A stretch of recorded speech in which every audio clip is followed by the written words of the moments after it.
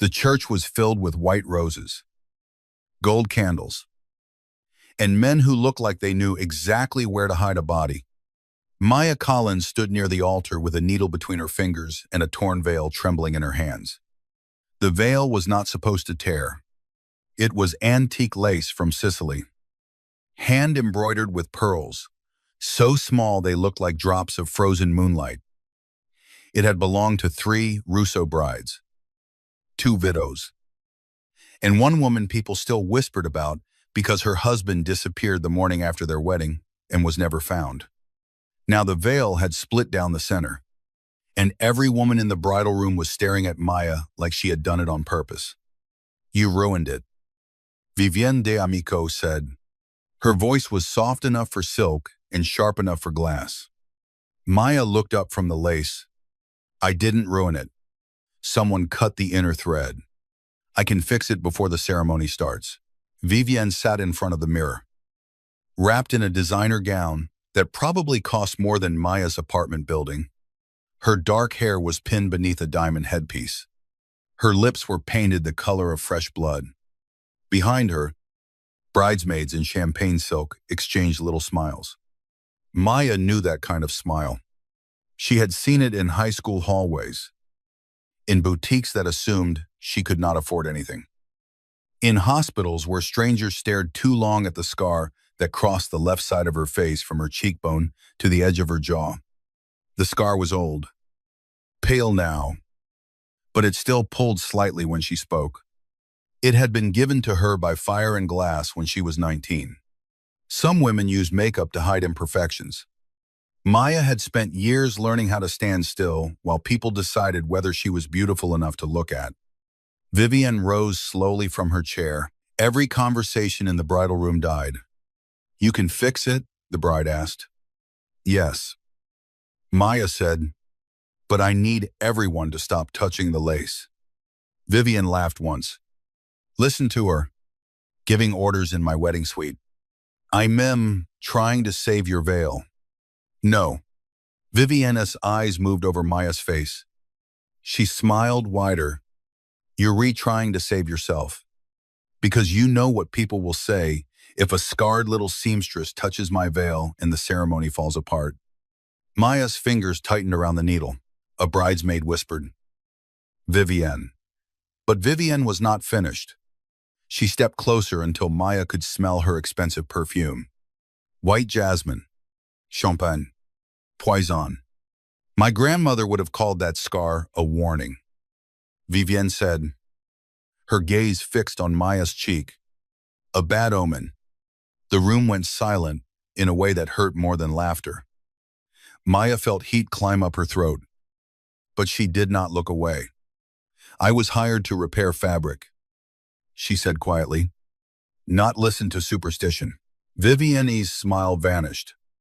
Then she reached out and snatched the veil from Maya's hands. The lace tore again. A soft, sickening rip echoed through the bridal room. Maya flinched. Vivienne held the ruined veil up between them like evidence. "Look what you did." "I didn't, don't lie." Vivienne turned toward the open double doors, toward the hallway beyond, where guests and bodyguards moved like shadows. Everyone should see this. She walked out before anyone could stop her. Maya followed, breath caught in her chest, the needle still in her hand. The hallway opened into the nave of St. Aurelia S., one of Manhattan's oldest private churches, rented today for the union of 2 criminal dynasties. Sunlight fell through stained glass windows in red, blue, and gold. Hundreds of guests sat in rows beneath arrangements of white roses, tall enough to hide a gunman. At the center aisle stood men in black suits. Russo men, di amico men. A marriage between the 2 families was supposed to end a war. But looking at the armed guards near every exit, Maya wondered if weddings in this world were just funerals with better flowers. Vivienne lifted the torn veil for everyone to see. "This is what happens," she announced, "when you hire cheap help for a sacred ceremony." A murmur moved through the church. Maya stopped at the top of the aisle. Every face turned toward her. The guests looked rich, polished, cruelly curious. Women with diamond collars touched their throats. Men with silver watches leaned forward. Phones lifted discreetly. Maya wanted to disappear. Not because she had done anything wrong, because the scar on her face had become the loudest thing in the room. Vivian turned back toward her. Tell them, Maya, tell them how you put your hands all over my veil. I was fixing it, Maya said, voice low but steady. Vivian tilted her head. With that face, a few guests laughed. Not loudly. That would have been kinder. They laughed softly, elegantly, like humiliation was acceptable as long as it wore pearls. Maya swallowed. She could endure a lot. She had rebuilt a life from ash. She had opened a small alteration studio in Queens with borrowed money and second-hand machines. She had worked 16-hour days hemming gowns for women who never learned her name. But there was something about being laughed at in a church that made the old pain rise again. Vivian stepped closer, holding the torn veil. This scar, she said, pointing toward Maya's face, is a curse on my wedding. That was when the back doors of the church opened. Not loudly, just enough. But the room changed.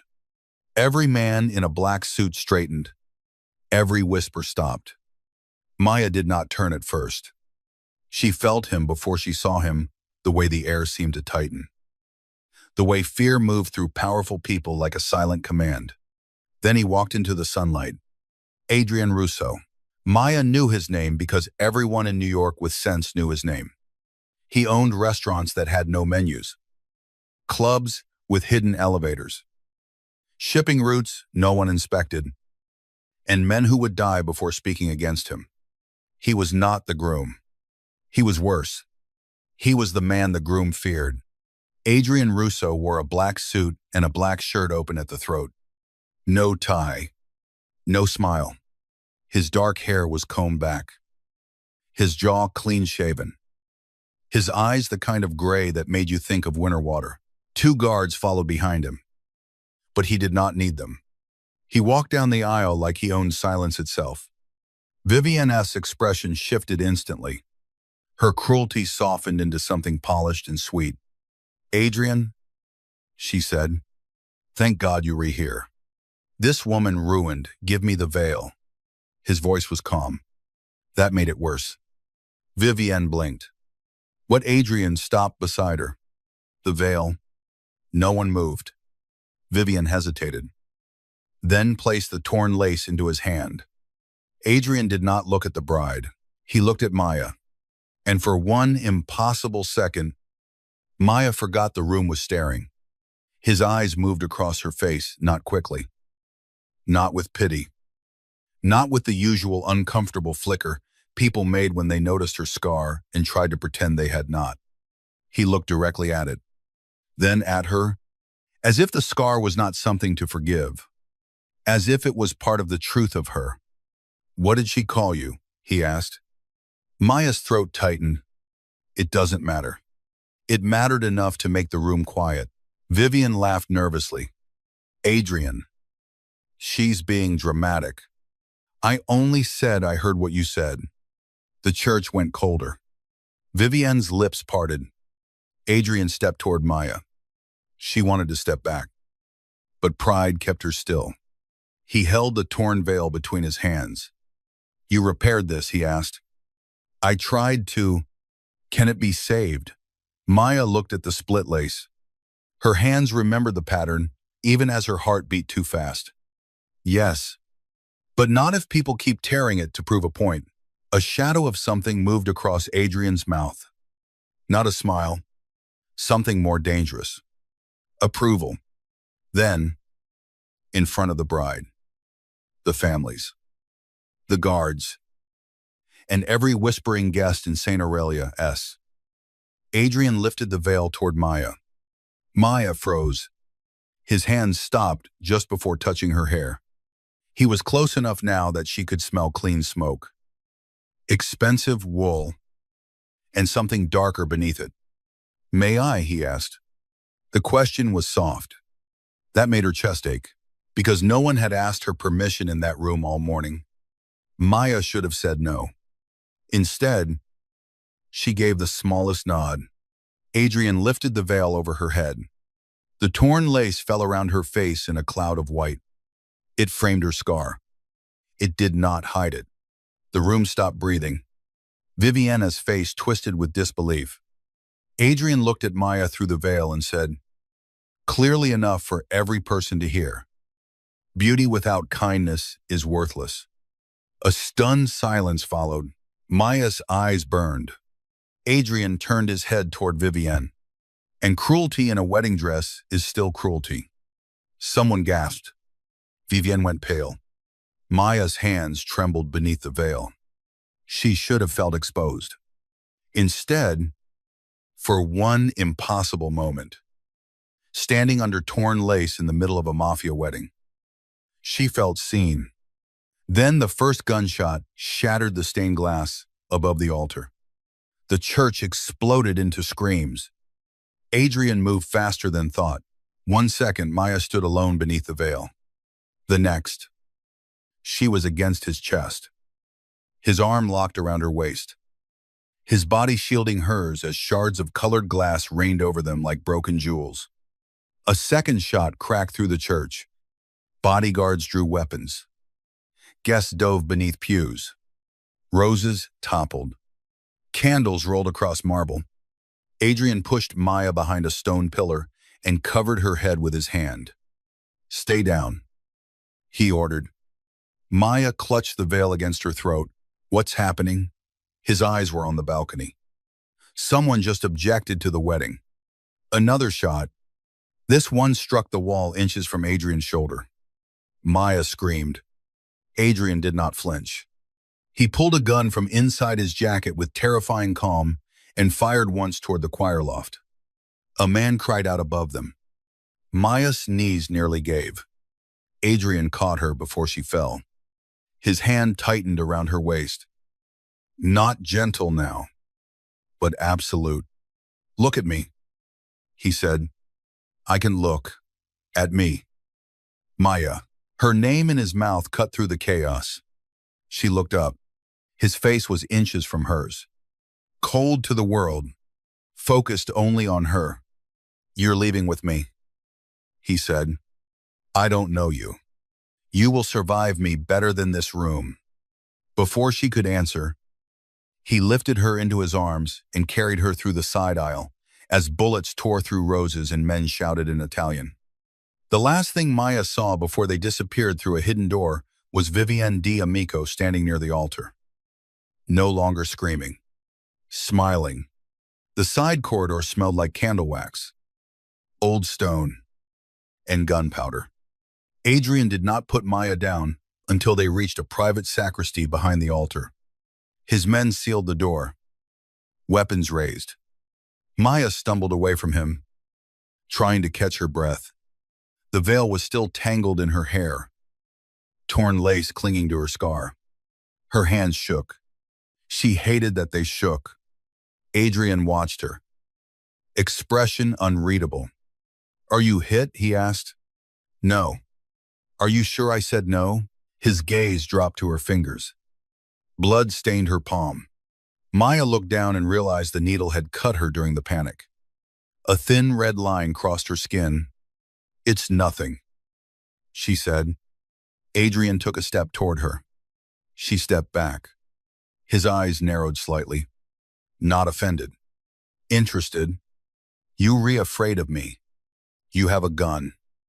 So does everyone outside. That does not comfort me." Another almost smile flickered and vanished. He slid the gun back inside his jacket, then reached into a cabinet and took out a white cloth. "Your hand. I can do it. I didn't ask if you could." Maya met his star. "That must be difficult for you." "What, being told no?" The men in the room went still.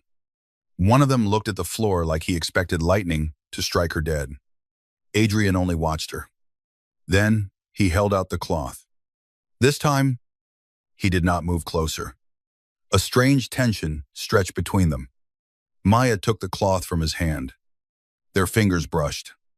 It was brief, barely anything, but it landed in her body like a warning. She wrapped the cut herself. Outside, the gunfire stopped. A heavy silence followed. One of Adrian's men, tall with a shaved head and an earpiece, opened the door a few inches. "Boss, shooters dead. 2 wounded. No civilians killed." Adrian's eyes stayed on Maya. "And Vivienne safe?" "Of course she is." Maya, stomach turned. Adrian looked toward his man. "Lock down the church. No one leaves until I say." "Yes." "Boss." The door closed. Maya pulled the veil off her head. "I need to go." "No." She stared at him. "Excuse me, no." He repeated. "You saw something." "I saw people shooting in a church." "I'm sure everyone saw that." "You saw Vivienne before the shots." Maya went still. Adrian stepped closer. Slow enough that she could have moved away if she wanted to. She did not. She hated that she did not. "What did you see?" he asked. Maya remembered Vivienne's face near the altar. No fear. No surprise. That smile. She wasn't scared. Maya said. Adrian's eyes darkened. "And the veil?" Maya continued, looking down at the torn lace in her hands. "It wasn't damaged by accident." "I know. You know, I suspected." Maya frowned. "Then why let the wedding happen?" His silence answered before he did. "Because powerful men did not stop traps. They stepped inside them to see who closed the door."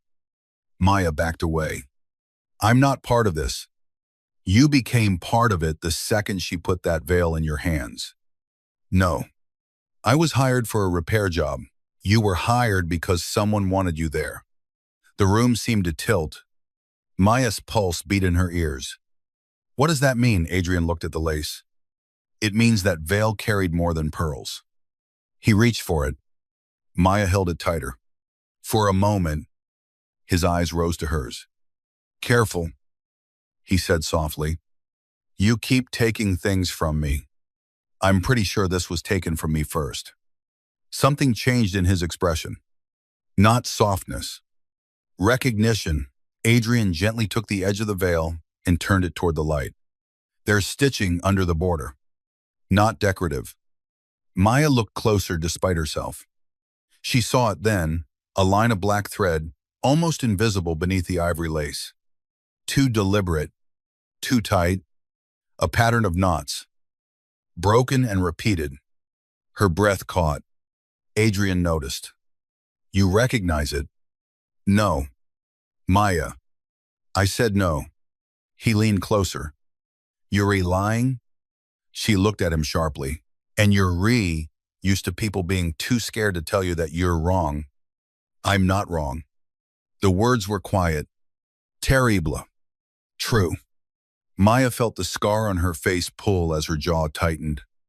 Memories she had buried under years of work rose like smoke at Taylor's basement in Brooklyn. A man with gold rings teaching her emergency stitches. A locked door. A flash of fire. Someone screaming her name. She forced the images down. "That stitch is old," she said. "Sicilian mourning code. Tailors used it during wars to mark garments belonging to men expected to die." Adrian's face did not move, but his eyes changed. "Who taught you that?" "My uncle." "Name?" "No." His voice lowered. "Maya, you don't get my past because you scared me in a church." For the first time, Adrian looked almost angry. Not because she refused him, because she made him want to know. A knock sounded at the door. The shaved head guard entered again. "Boss." "Police are outside." Press 2.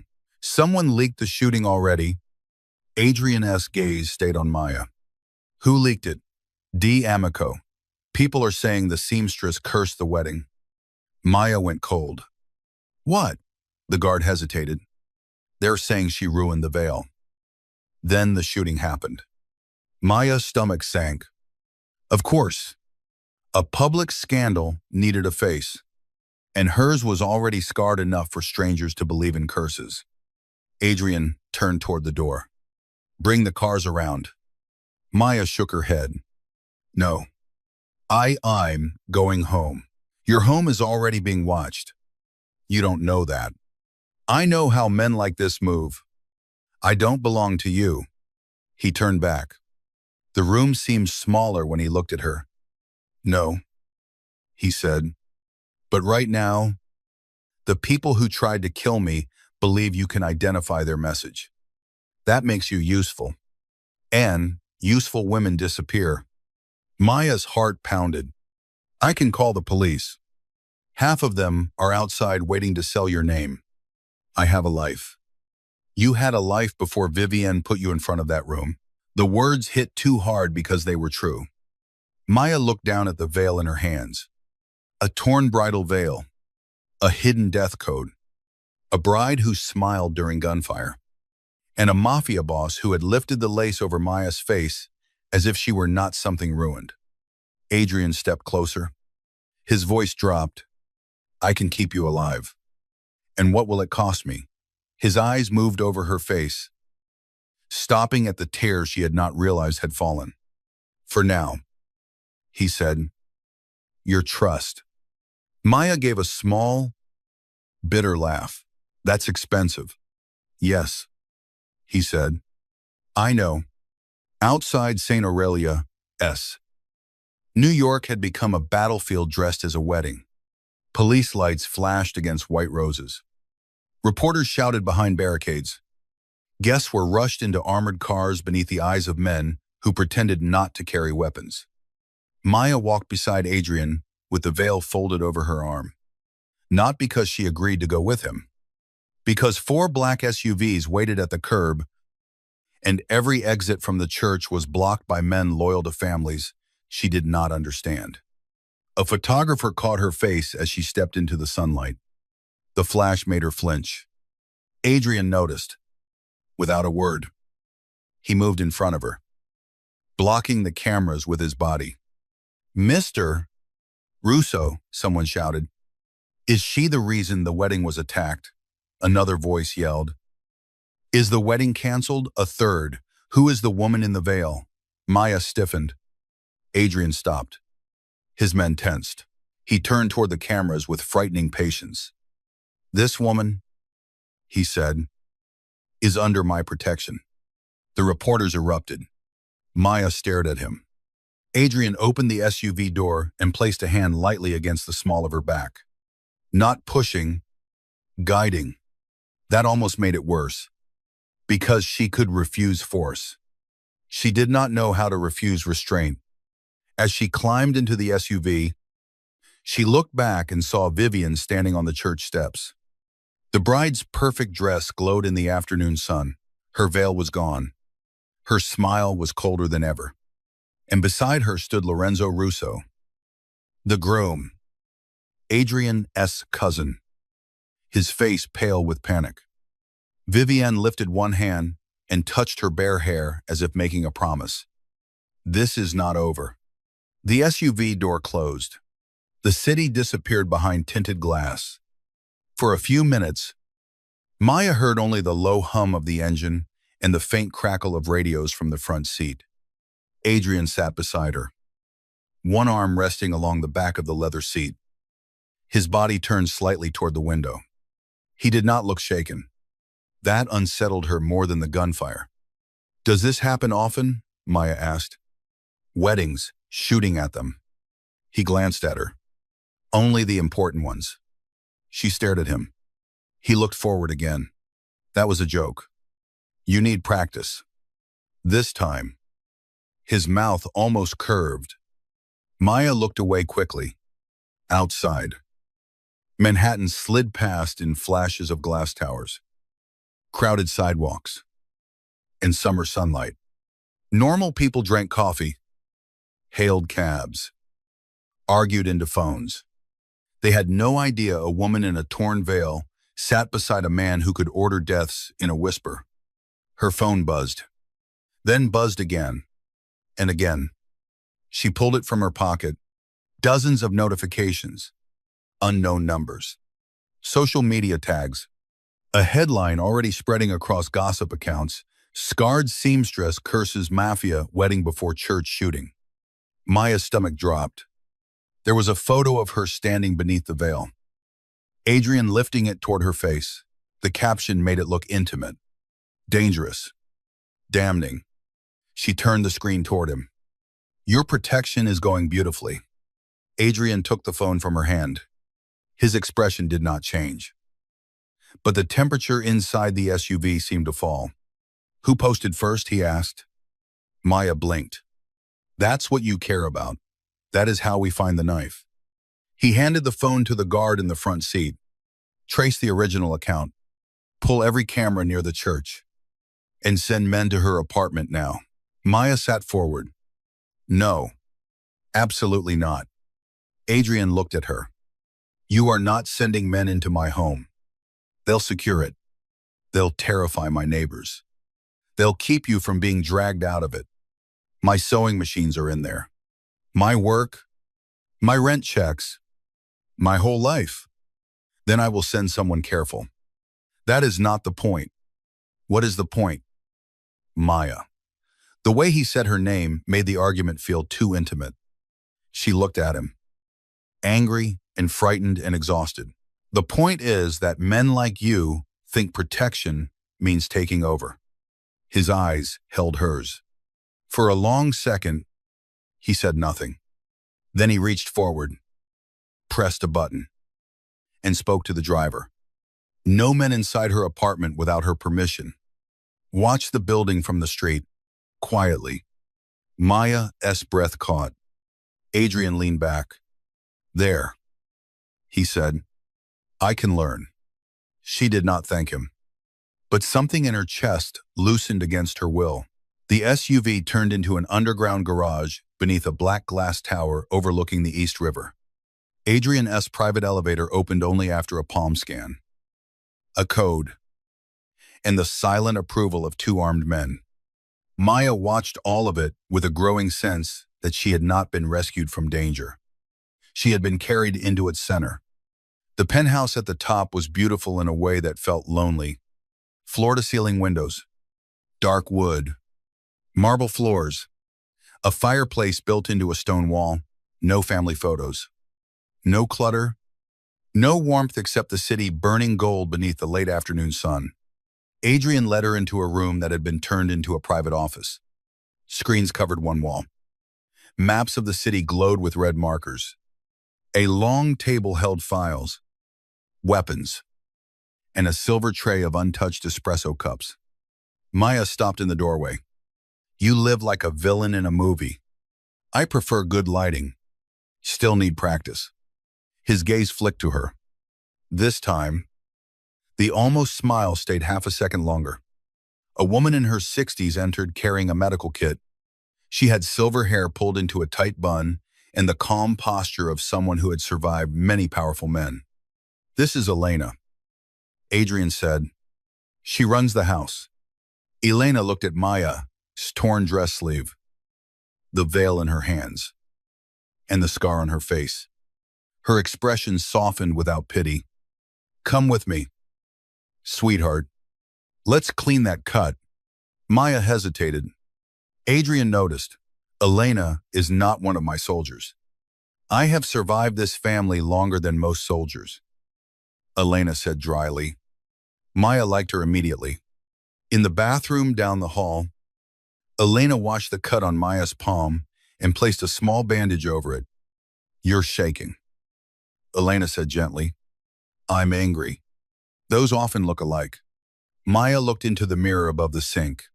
The scar stared back. So did the torn veil, draped over a chair behind her like a ghost.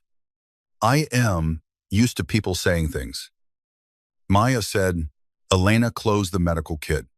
No one gets used to being wounded. They only get better at bleeding quietly. Maya's eyes stung. Before she could answer, shouting erupted from the office. Adrian's voice was quiet. That was how Maya knew it was bad. She walked back toward the office and stopped outside the partially open door. A man was speaking fast. Boss. Amico denies involvement. Vivienne is claiming the seamstress attacked her and created confusion before the shooting. Maya gripped the doorframe. Another voice said, Lorenzo wants you to release Maya Collins immediately. He says keeping her here makes the scandal worse. Adrian replied, Lorenzo can want quietly. Boss. There's more. A pause. The stitch in the veil matches the garment recovered from the Santoro fire. Maya's blood went cold. Santoro.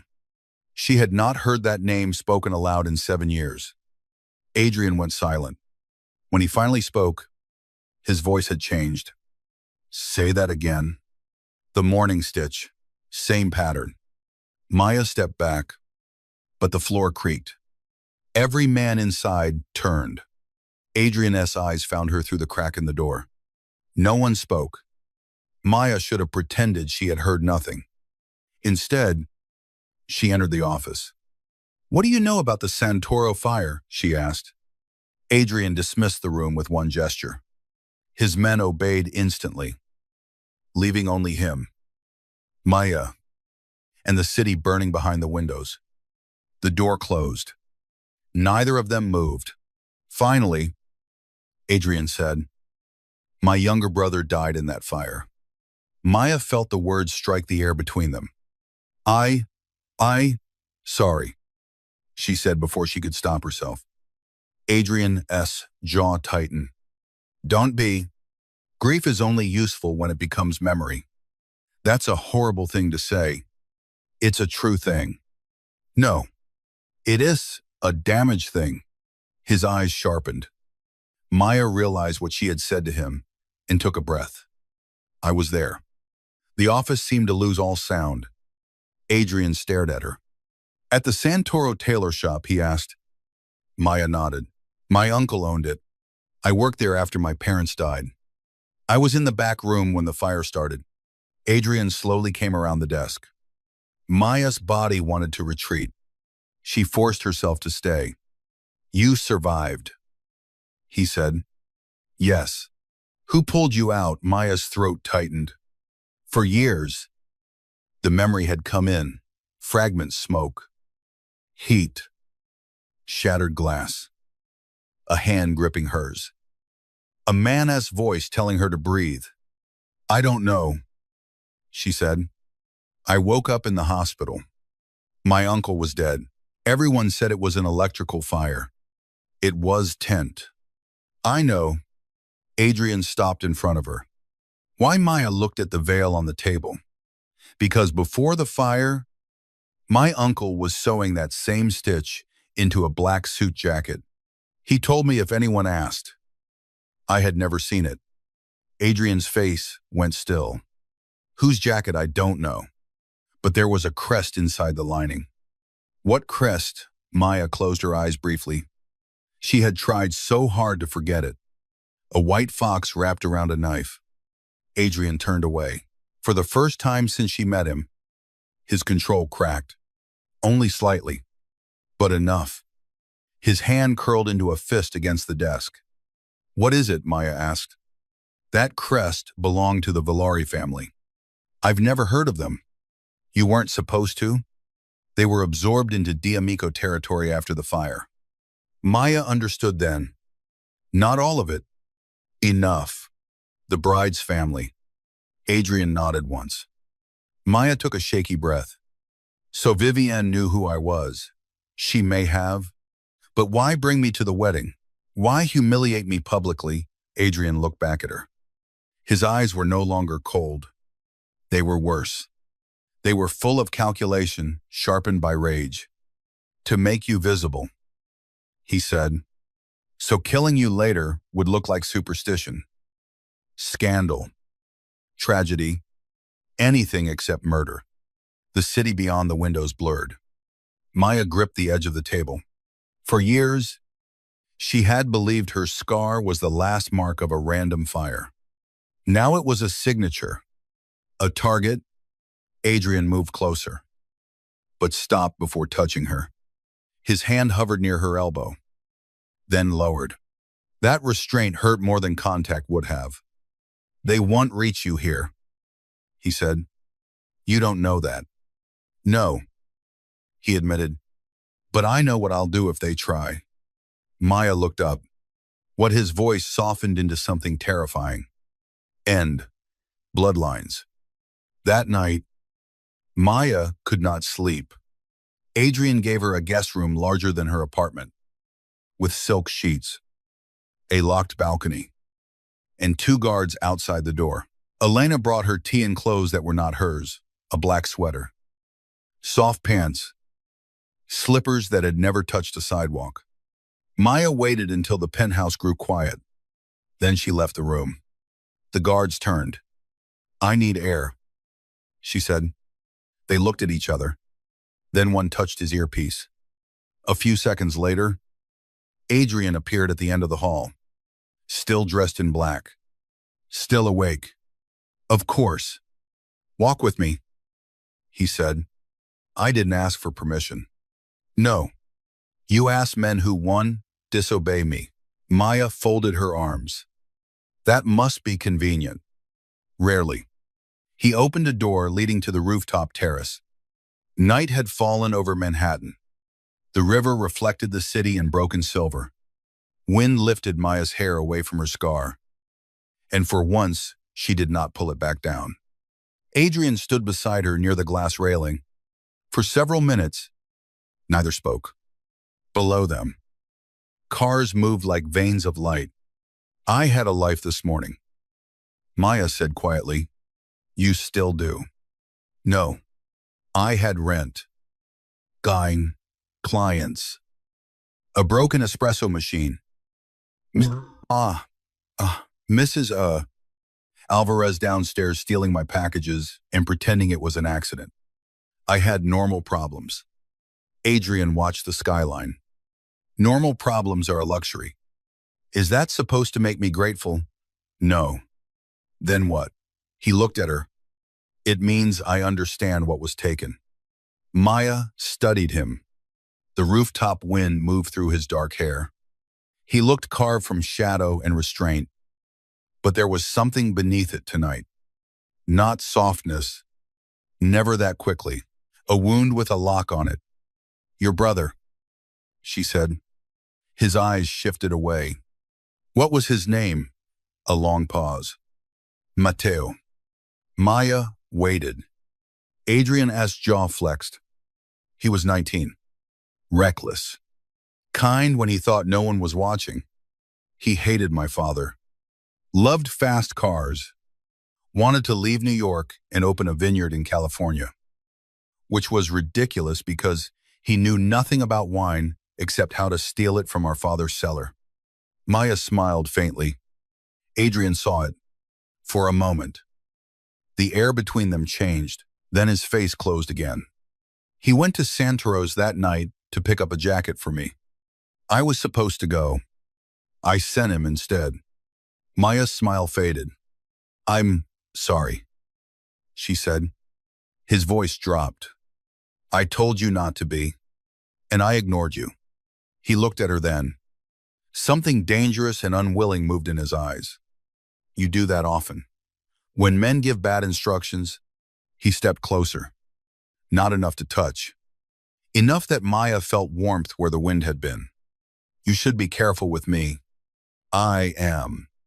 "No," he said softly. "You're honest with me." "That is not the same thing."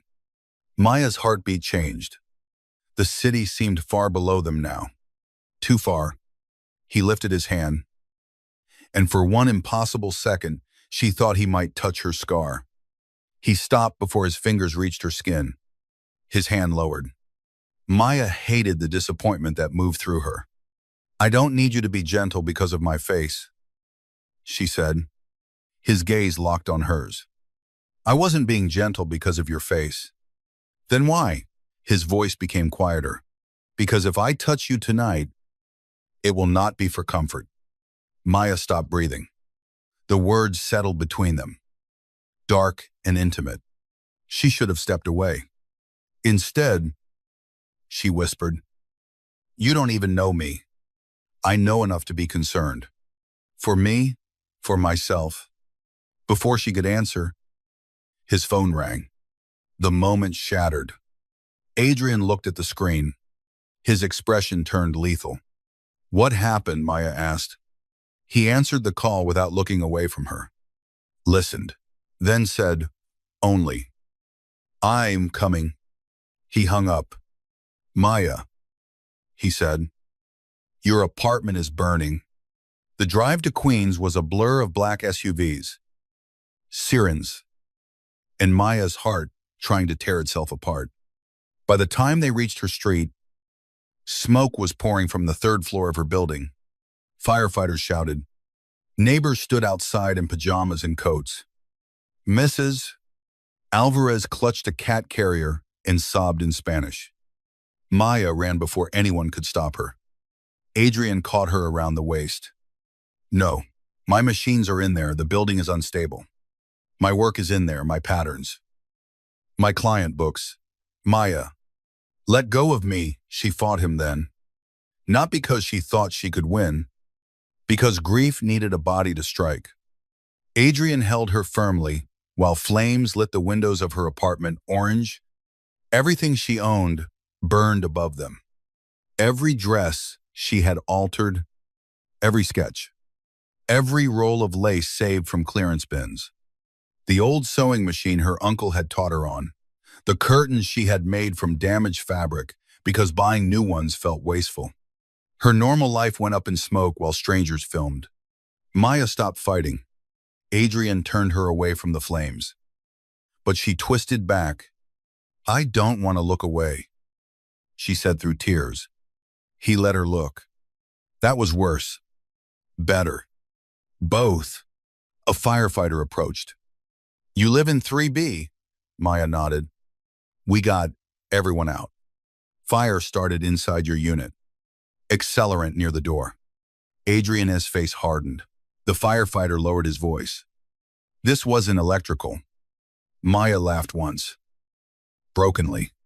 "It never is." Adrian's hand tightened at her back. A reporter appeared behind the barricade. "There she is," someone shouted. "That's the seamstress from the wedding." Cameras turned. Maya stood in the street with soot in her hair and tears on her face. Adrian removed his coat and placed it around her shoulders. The gesture was public. Possessive. Undeniable. The cameras caught it. Maya looked up at him. "Don't. What don't it make me look like yours?" His eyes held hers. For a moment, she thought he would argue. Instead, he leaned closer and said, low enough only she could hear, "Then tell me who I have to become, so they stop thinking they can take pieces of you." Her throat closed. Before she could answer, a car engine screamed from the end of the block. A white sedan jumped the curb. People shouted. The car came straight toward Maya. Adrian moved. He shoved her behind him, drew his gun, and fired through the windshield. The sedan swerved, struck a parked car, and slammed into a hydrant. Water exploded into the street. Adrian's men surrounded the vehicle. Maya stood frozen beneath his coat as water rained down through smoke and flashing lights. The driver was dragged out bleeding, alive enough to speak. Adrian walked toward him. Maya followed without realizing it. The driver spat blood and laughed. Bad omen. Adrian crouched in front of him. The street went silent around them. "Who sent you?" Adrian asked. The man smiled with broken teeth. "The bride sends her love." Adrian stood. For 1 second, Maya saw what everyone feared. Not a man losing control. A man choosing not to. "Take him," Adrian said. His men dragged the driver away. Maya stared at Adrian. Rain from the broken hydrant, soaking his black shirt. his coat still wrapped around her. "You can't just take him," she said. Adrian looked at her. "I can. That's not justice." "No," he said. It's information." She stepped closer, anger cutting through fear. And after he gives it, Adrian did not answer. Maya understood. She should have been horrified. She was horrified. But part of her, the part that had stood in a church while people laughed at her scar, the part that had watched her home burn because someone wanted her erased, understood the darkness in him more than she wanted to. That frightened her most. Adrian seemed to see it. He approached slowly. "Do not confuse understanding me with becoming me," he said. Maya looked up at him, water and ash on her face. "Then don't make me need you." His eyes darkened. "Too late," he said. The next morning, Maya woke in Adrian's penthouse to find her face on every screen in New York. Not the face she saw in the mirror. A story. A curse. A scandal. A mystery woman under a mafia boss's veil. Some headlines mocked her. Some pitied her. Some called her Adrian Russo's secret lover. Others claimed she had sabotaged the D'Amico wedding out of jealousy. The worst one showed her scar, circled in red. Maya stared at it until Elena quietly turned off the television. "People are cruel when they don't have to look you in the eye," Elena said. Maya sat at the kitchen island wearing borrowed clothes, hands around a cup of coffee she had not touched. Across the room, Adrian spoke with his men near the windows. He had been awake all night. She knew because she had heard his voice through the walls, low and controlled.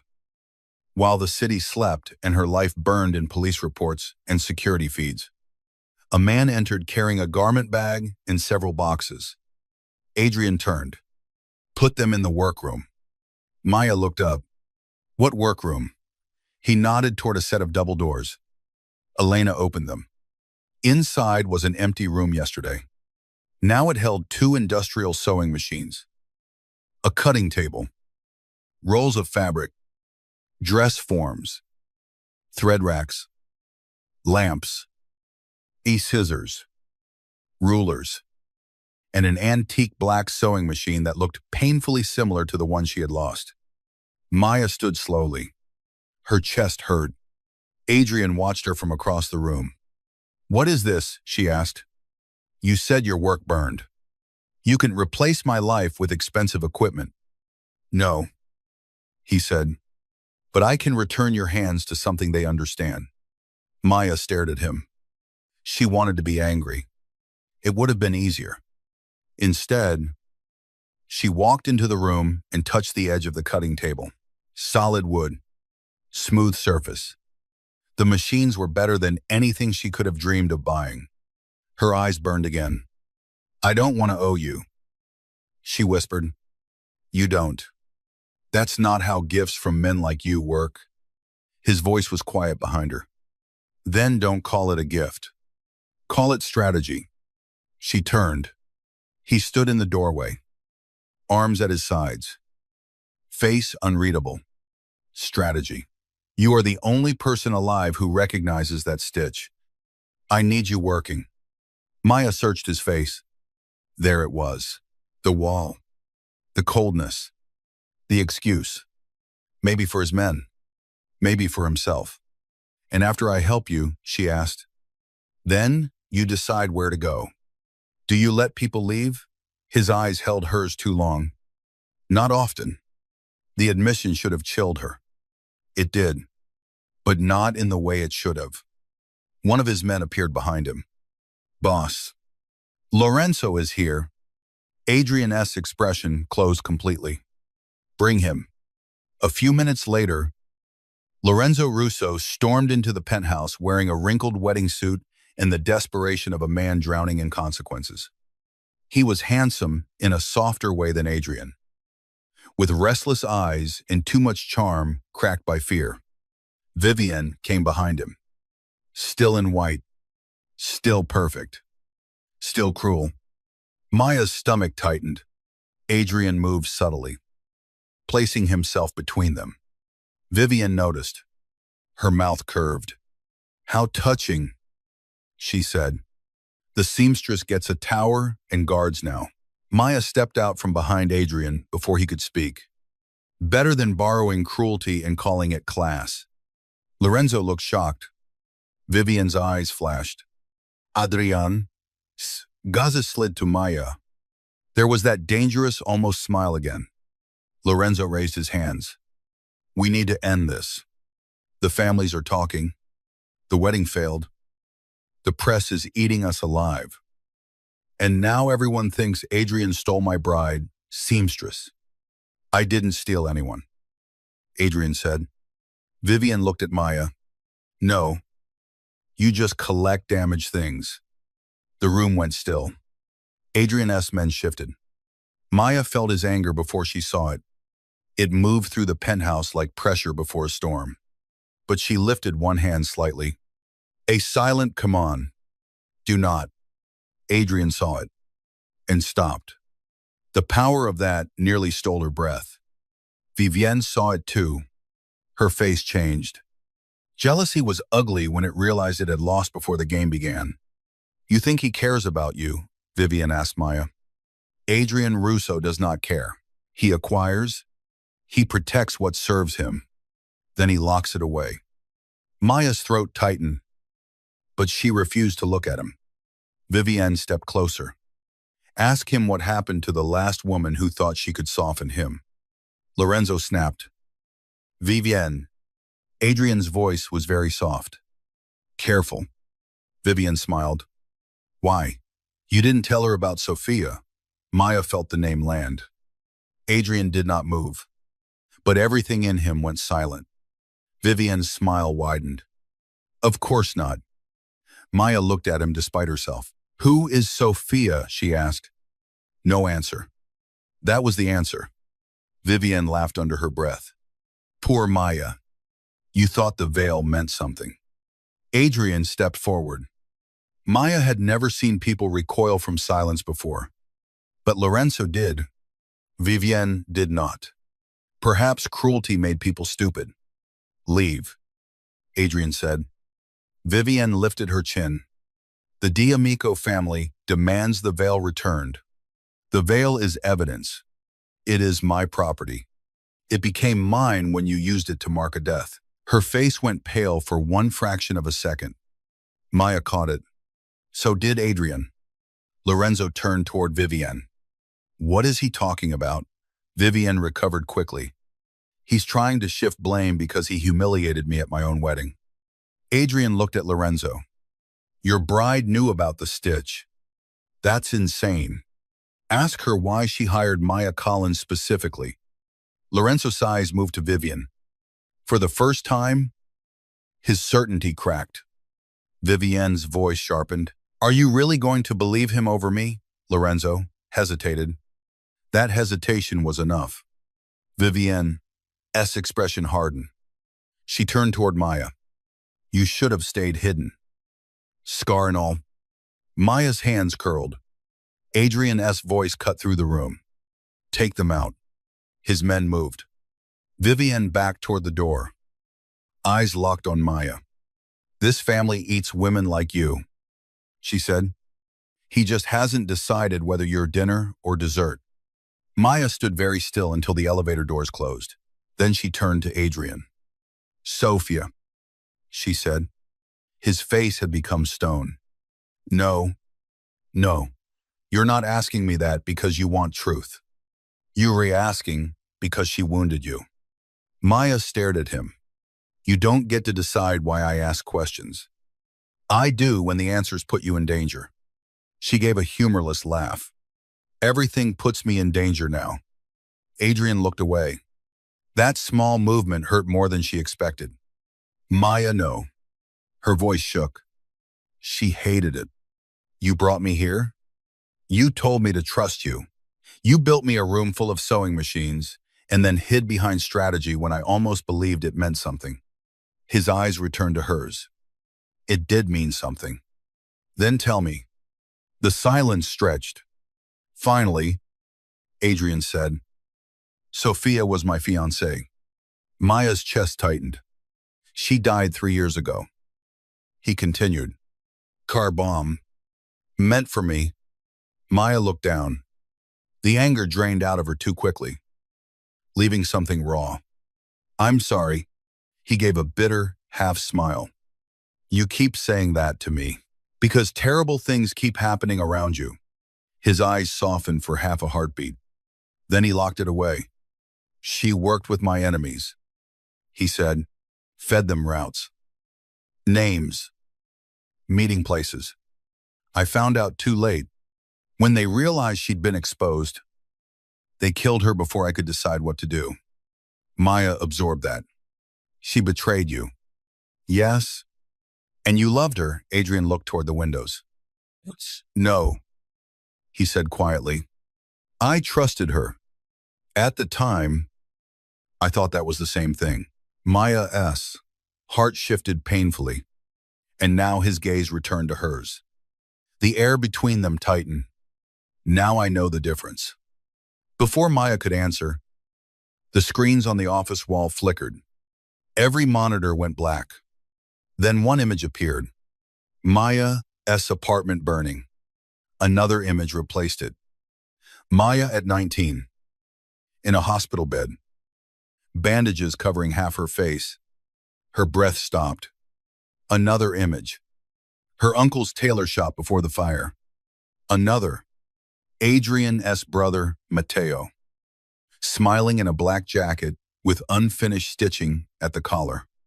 Maya stumbled back. Adrian caught her arm. His men rushed into the room. A distorted voice filled the penthouse speakers. The bad omen remembers. Maya's skin went cold. The screen changed again. A live security feed appeared. Elena, downstairs in the lobby, held at gunpoint. Adrian went absolutely still. The voice laughed. Bring the veil to St. Aurelia's by midnight. Bring the seamstress too, or the old woman dies first. The screen went black. No one spoke.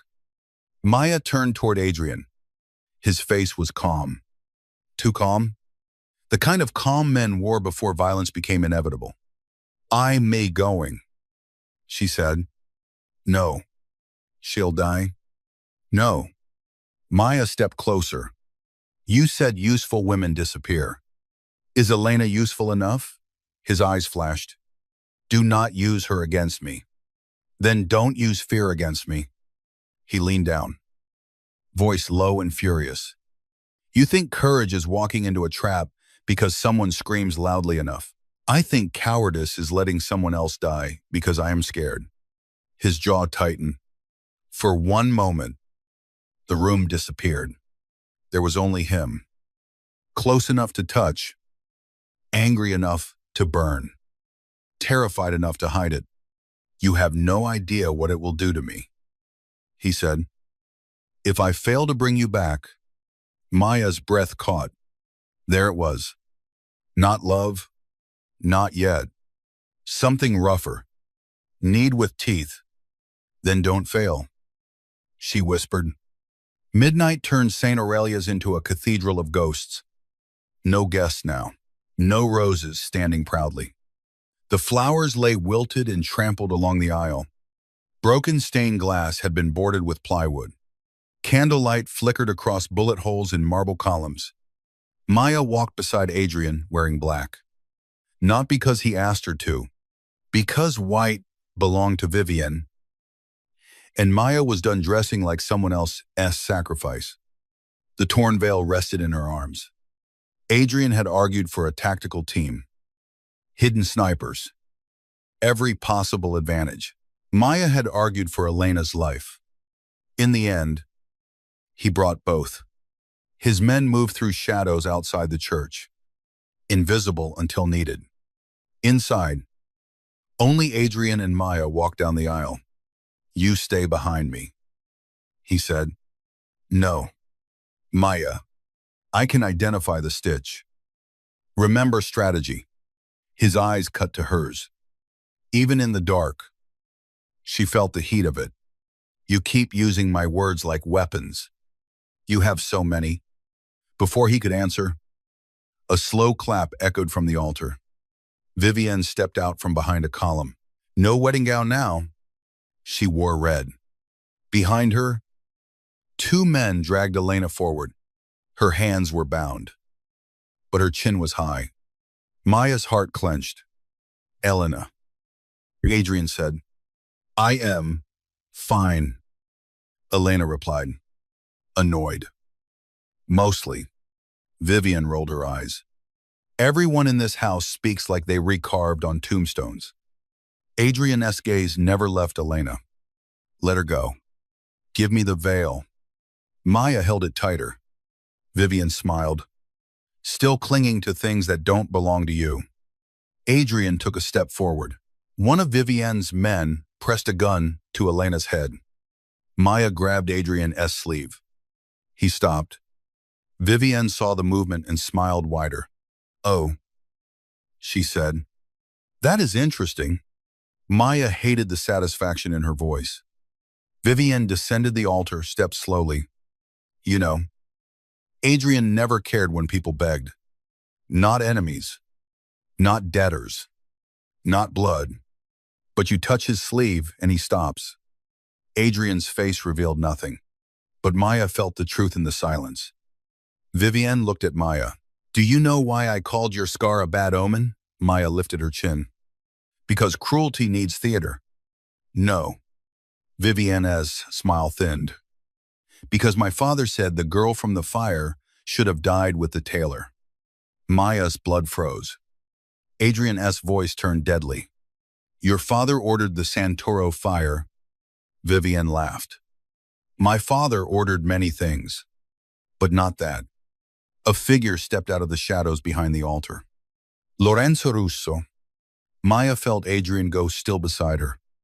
Lorenzo looked wrecked, pale, sweating, holding a gun with a trembling hand.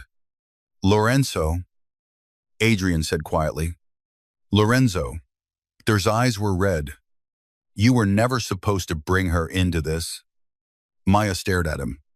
The betrayal was not Vivienne. Not only Vivienne, it had always been inside the Russo bloodline.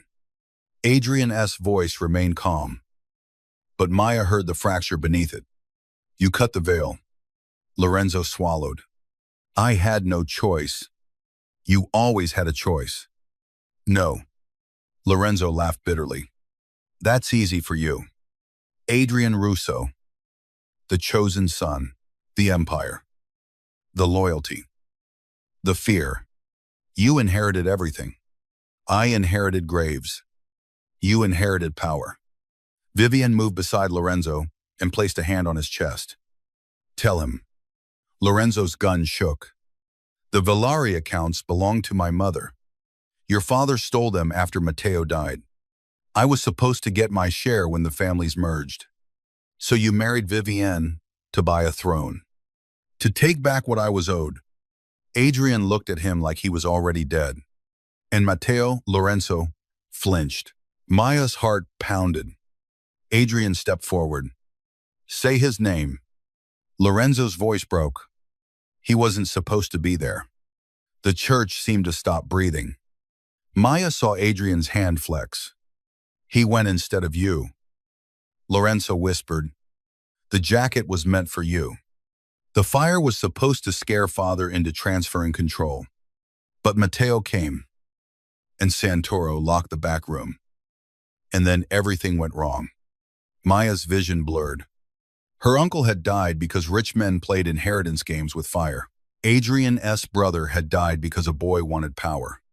And Maya had carried the scar of their greed for 7 years. Adrian's voice dropped to almost nothing. You killed my brother. I was 19. Lorenzo said, tears slipping down his face. I panicked. You let me bury him. I was afraid of you. You should have been. Lorenzo raised the gun. Maya moved without thinking. She stepped in front of Adrian. His arm came around her instantly, pulling her back against him. No. He breathed near her ear. But Lorenzo had already seen it. So had Vivienne. Vivienne's eyes lit with vicious delight. There it is. Adrian's hand tightened at Maya's waist. Vivienne lifted her own gun. Not at Adrian. At Maya. Men like him only understand loss. She said, "Let's teach him again." Everything happened at once. Elena drove her heel into the foot of the man holding her. Adrian fired. The man dropped. Lorenzo shouted.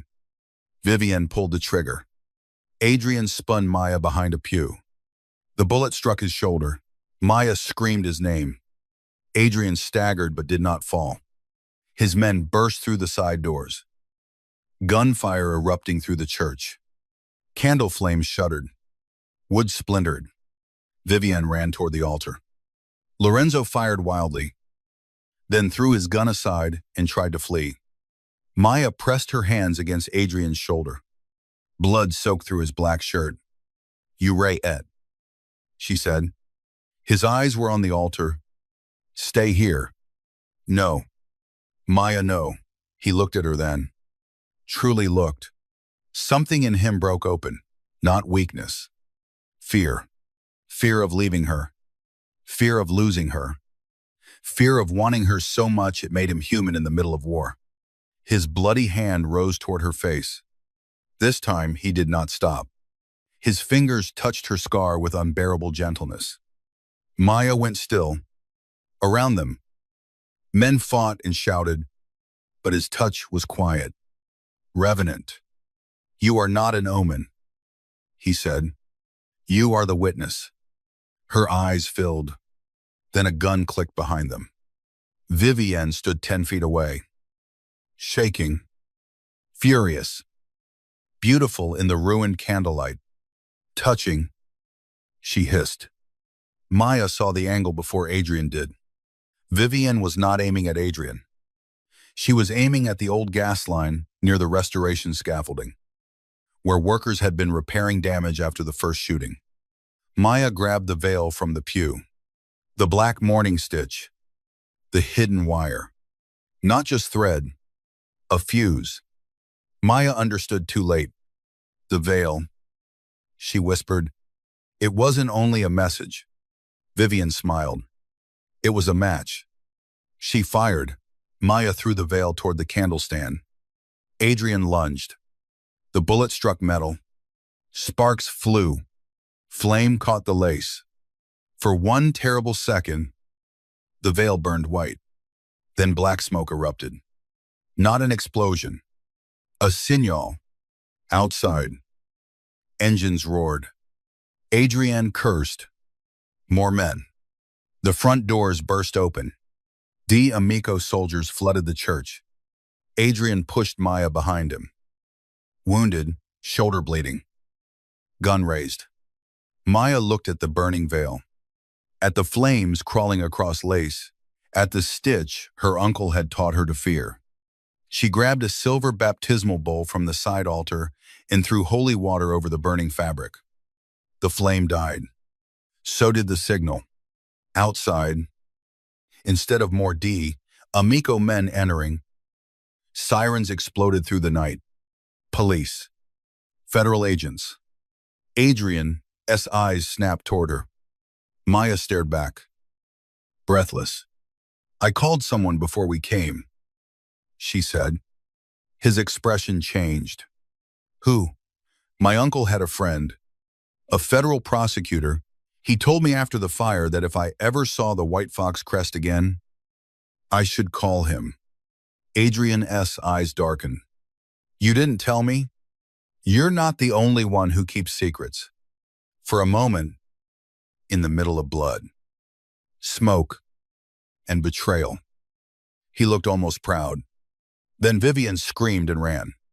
Adrian turned, but his wounded arm slowed him. Maya ran after her. She did not think.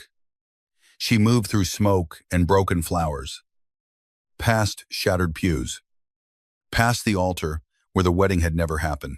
Vivienne reached the sacristy door. Maya grabbed the train of her red dress and pulled. Vivienne fell hard. She twisted. nails clawing, face contorted with hatred. "You ugly little," Maya slapped her. The sound cracked through the sacristy. Vivienne stared in shock. Maya stood over her, shaking. "Do not finish that sentence." Vivienne Lunget. Maya grabbed a fallen candlestick and knocked the gun from her hand.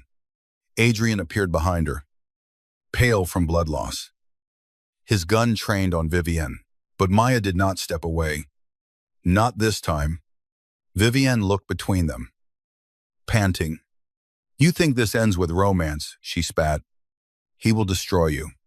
He destroys everything he loves." Maya turned toward Adrian. His face was shadowed, wounded, terrifying. But his eyes were on her like she was the only living thing left in the world. "No," Maya said quietly. "He destroys what tries to take what he loves." Adrian's breath caught. Just once. Federal agents stormed the sacristy. Vivienne was dragged to her feet, screaming threats. Lorenzo was arrested near the side entrance, sobbing his confession into marble and blood. Elena walked out with her wrist bruised but her head high, refusing help from 3 armed men until Maya reached her. The church filled with sirens, smoke, and the aftermath of buried sins finally breathing. Adrian swayed. Maya caught him before he fell. He looked down at her hands on his chest. "You're very small," he murmured. "You're bleeding and still insulting people. I'm saying you shouldn't be able to hold me up. I've been holding up difficult things my whole life." His eyes softened, then rolled back. Adrian collapsed in her arms. The private hospital wing smelled of antiseptic, rain on wool coats, and fear no one dared to name.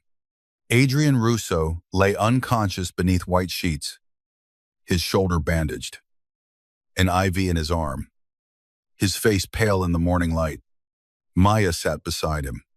She had not slept. No one asked her to leave. Not the guards lining the hallway. Not Elena. Not even the doctor, who clearly wanted fewer armed criminals in his recovery room, but valued breathing too much to say so. Maya held Adrian's hand. His hand was warm. That frightened her. Powerful men should not feel fragile. Men who gave orders that changed cities should not have pulses beneath your fingers. They should remain myth. Distance. Droomer. Adrian was none of those things now. He was a man who had stepped in front of a bullet meant for her. A man who touched her scar like it was not damage, but testimony. A man who terrified her. A man she trusted more than safety. Elena entered quietly with coffee. "He'll wake," she said. Maya nodded. "You should rest." "I will." "You are lying." "Yes." Elena smiled faintly and placed the coffee on the table. After she left, Maya watched sunlight move across Adrian's face. The door opened again. This time, it was the federal prosecutor. Thomas Hale was older than Maya remembered, with tired eyes and a gray suit that looked like he slept in it. He had visited her hospital room 7 years ago, after the Santoro fire, when her face was wrapped in bandages and her life had become smoke. "You did the right thing calling me," he said. Maya did not release Adrian's hand. "Will it be enough?" Hale exhaled. "Vivienne D'Amico is talking. Lorenzo too. The Valerie accounts. The Santoro fire. The attempted assassination. The false media leaks. It's enough to fracture both families." And Adrian Hale looked at the unconscious man. "That depends." Maya's fingers tightened around Adrian's. Hale noticed. "He is not innocent." "Maya, I know. He has done things I cannot ignore." "I know that too." Hale studied her. "Then why are you sitting here like his wife?" The question should have embarrassed her. It did not.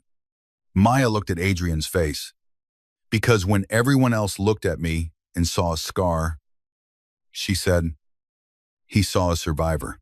And when he looked at himself and saw a monster, I saw a man still capable of choosing differently. Hale was quiet for a long time. Then he placed a card on the table. When he wakes, tell him I expect cooperation. Maya gave a tired smile. He hates expectations. I assumed. After Hale left, the room grew still again. Maya leaned back in the chair. Her eyes closed for 1 second. Adrian's fingers moved. Maya sat up. His eyes opened slowly. Gray, unfocused, then clear, then fixed on her. Did you slap the bride? He asked. Voice rough. Maya stared, then laughed before she could stop herself. It came out broken and exhausted and full of tears. You were unconscious. I heard rumors in hell. She deserved it. I'm sure. His thumb brushed the back of her hand. Maya looked down and realized she was still holding him. She started to pull away. His grip tightened. Not painfully. Enough. Don't tam, he said. Her heart ached. You need rest. I need to know if you're relieving. Maya looked at him. There it was. No command. No threat. No strategy. Fear. Raw and badly hidden. I should, she said. His face closed halfway, like he had expected the wound and hated feeling it anyway. I know, he said. That was an answer. It is the only one I can give without becoming selfish. Maya stood. His hands slipped from hers. She walked to the window and looked out over the private hospital garden below. Morning light fell across trimmed hedges and wet stone paths. It was too peaceful for people like them. You took over my life, she said quietly. Yes, you scared me. Yes, you lied by omission. I did. You made choices for me. A pause. Yes. She turned back. Adrian lay still, jaw tight, accepting every word like punishment. And you listened when I told you no? Maya said, not always fast enough.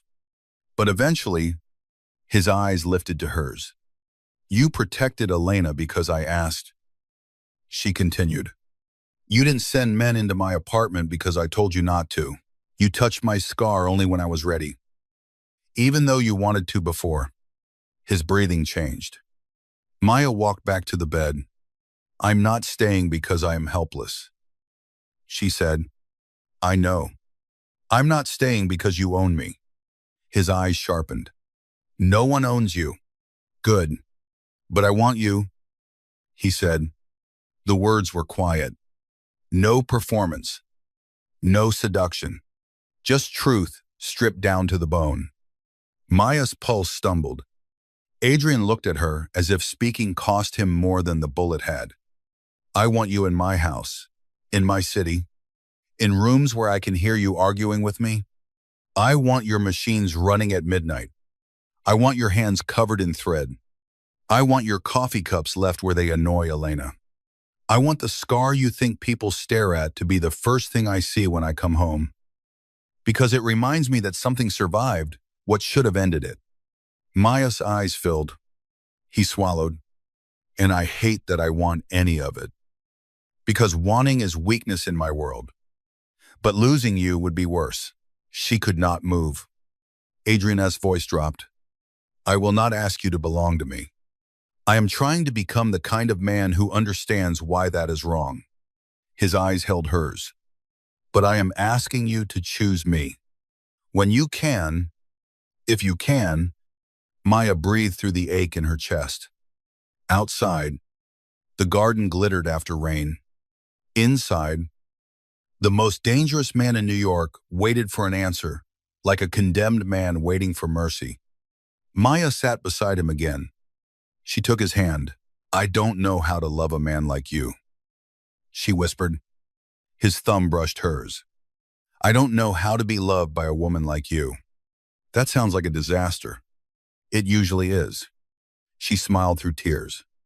He watched that smile like it wounded him. Then we learned slowly, she said. His eyes closed for 1 second. When they opened, something in them had changed, not softened, anchored. The weeks that followed turned New York into a city of falling kings. Vivian D'Amico's arrest shattered her family's perfect image. Lorenzo Russo's confession exposed the inheritance conspiracy that had led to the Santoro fire. Old men who had smiled at weddings began fleeing to airports. Bank accounts froze. Warehouses burned mysteriously. Deals collapsed overnight. Adrian cooperated with federal investigators in ways that made both criminals and prosecutors nervous. He gave them names. Not all names. Enough to destroy the men who had destroyed his brother. Enough to make the city shift. Maya returned to work before the doctors cleared Adrian to leave the hospital. Not to her old apartment. That was gone. Adrian offered to buy her a building. She refused. He offered to buy her a floor. She refused harder. In the end, Elena found a small storefront beneath a brownstone in Brooklyn with tall windows, old brick walls, and a back room big enough for 3 machines. Maya signed the lease herself. Adrian stood behind her while she did it, looking deeply offended by the landlord's cheap pen. "This neighborhood has poor security," he said afterward.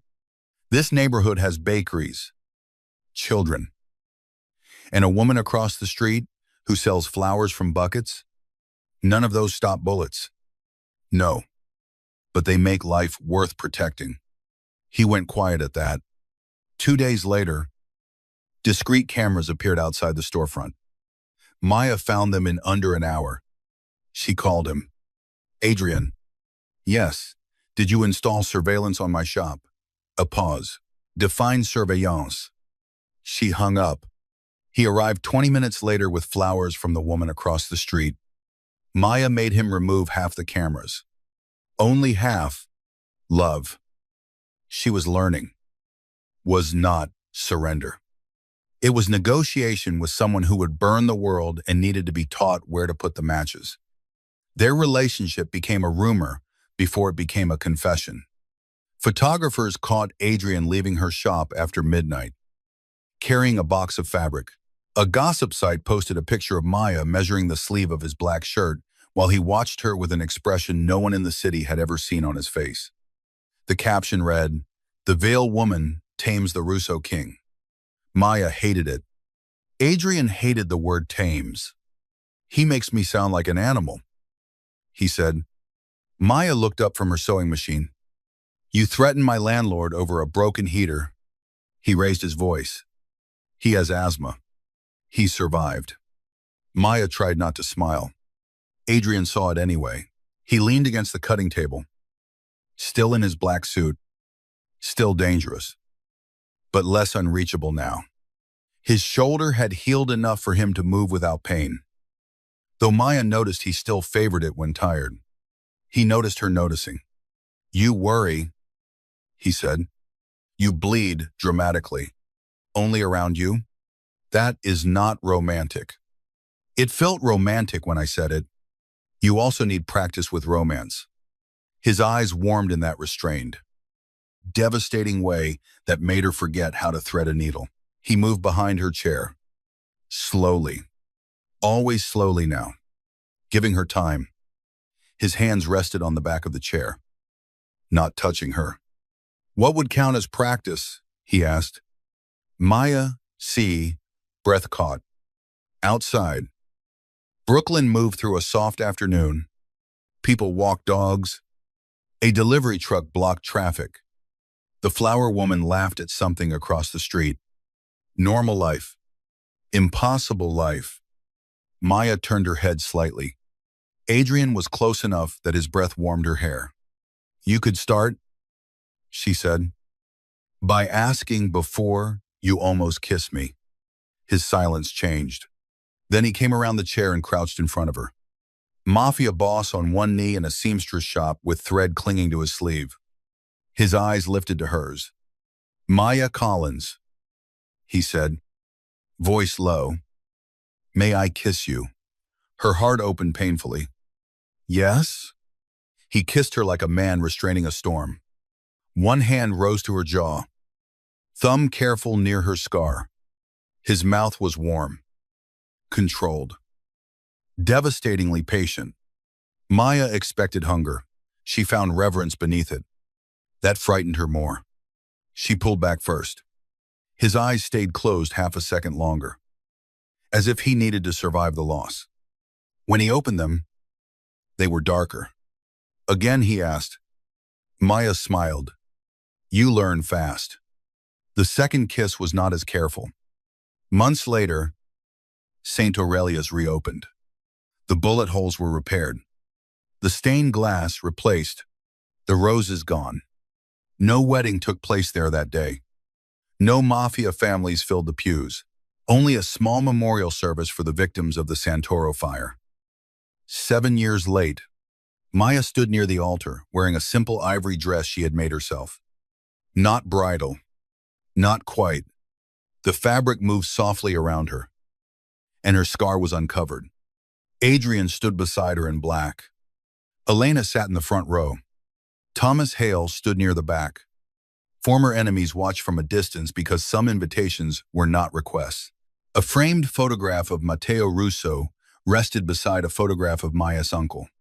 2 young men lost to ambition. 2 ghosts finally named. Maya walked to the altar, holding the restored veil.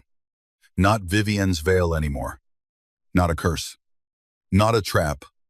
She had removed the black mourning stitch and repaired the lace with gold thread so fine it only showed when sunlight struck it.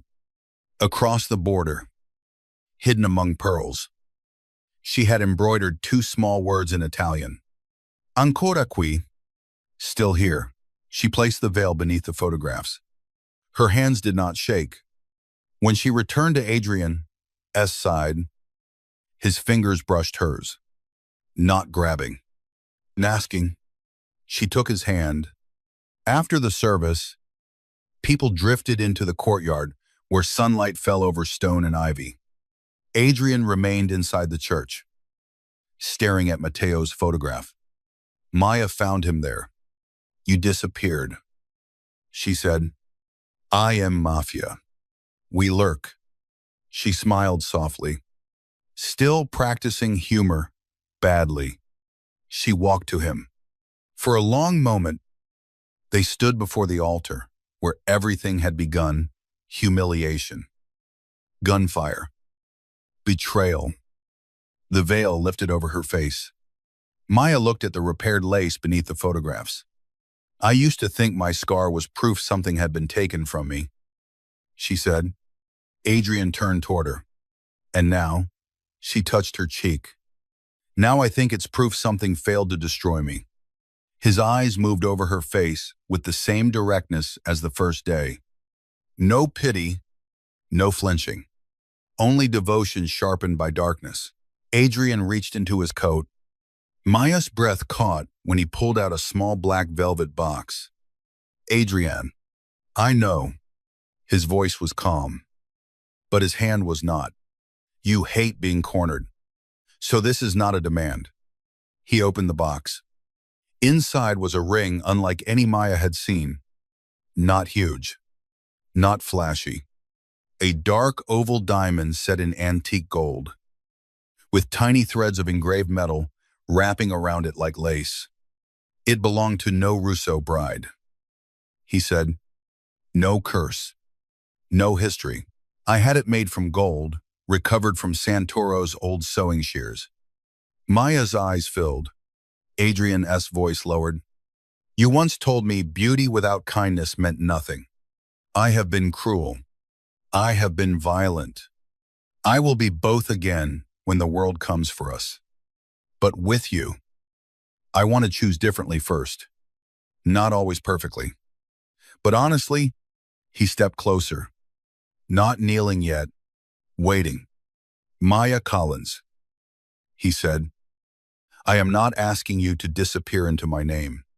I am asking if I may stand beside yours. Tears slipped down her face. For years, people had asked her to hide. Hide the scar.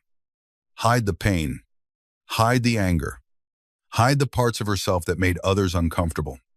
This man, dangerous and damaged, and hers in ways neither of them fully understood, had lifted a veil not to cover her, but to make the room look. Maya held out her hand. Yes, she whispered. Adrian exhaled like the word had saved him. Only then did he kneel. He slid the ring onto her finger with the care of a man handling something sacred. Then he pressed his mouth to her scar. Maya closed her eyes. Outside, bells began to ring. Not for a wedding. Not yet. For survival. For the dead finally honored. For the woman who had been called a bad omen and became the reason an empire confessed its sins. Adrian stood and touched his forehead to hers. I love you, he said. The words were quiet, almost rough, as if they had fought their way out of him. Maya smiled through tears. That one did not need practice. His mouth curved. A real smile this time. Rare. Devastating. Hearse.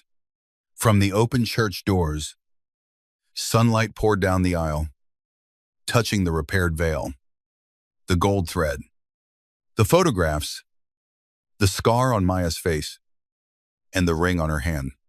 Behind them, the world remained dangerous. Rival families still whispered, old enemies still watched.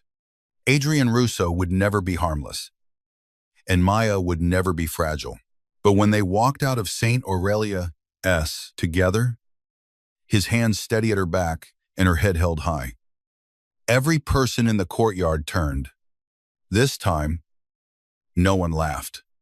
The scarred seamstress stepped into the light beside the most feared man in New York, and Adrian Russo, who had once believed love was weakness, looked at her like he had finally found the one thing powerful enough to bring him to his knees.